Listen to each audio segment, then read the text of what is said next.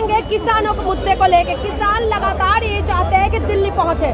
सरकार है कि तमाम जो बॉर्डरों में बॉर्डर सील कर दिया है और कह रहे हैं कि किसान का जो पुराना रिकॉर्ड है वो अच्छा नहीं था। चलिए हम लोग शर्मा जी से पूछ लेते हैं कि किसानों के बारे में क्या कुछ सोचते हैं। क्या सोचते हैं सर, किसान दिल्ली आ पाएंगे कि नहीं?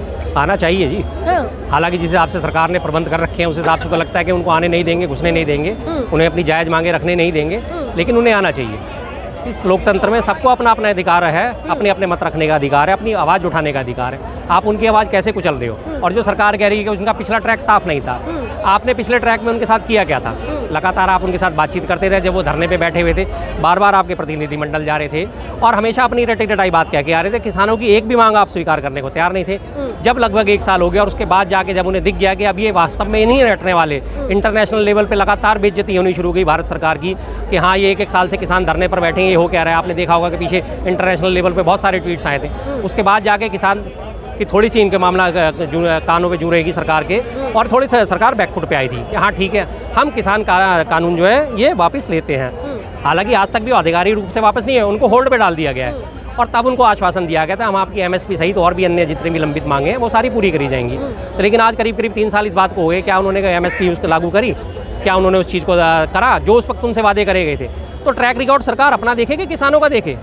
सरकार आप हो कि किसान है? किसानों ने अपनी आवाज़ उठाई थी, आप उनकी आवाज़ पूरी कर देते, आप उनका जो डिमांड्स थी वो सारी पूरी कर देते, बात खत्म हो जाती। किसी को आने की क्यों जरूरत पड़ती है? अनुराग ठाकुर तो कह रहे हैं कि लगातार किसानों का अलग अलग मांग हो जाते हैं। लगातार किसानों का अलग अलग मांग हो जाता है। चलिए मैं अनुराग ठाकुर जी की बात को सहमति देता हूँ।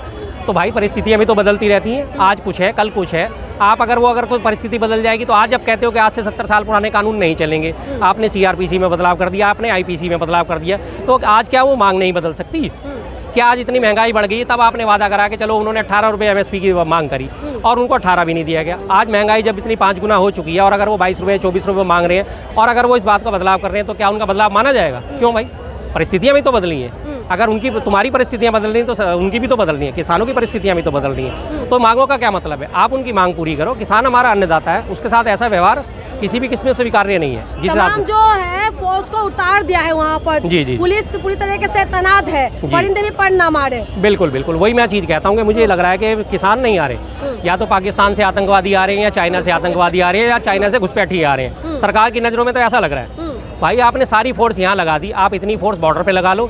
जो तमाम घुसपैठी हमारे बांग्लादेश से आ जाते हैं, तमाम घुसपैठी म्यांमार से आ जाते हैं, पाकिस्तान के बॉर्डर से आ जाते हैं। पुंछ राजौरी में लगातार अभी पीछे जनरल मनोज पांडे जी का बयान था कि पुंछ और राजौरी से सीमा पार से लगातार आतंकवाद बढ़ रहा है। आप ये शक्ति वहाँ दिखाओ ना, आप वहाँ क्यों नहीं करते ये शक्ति?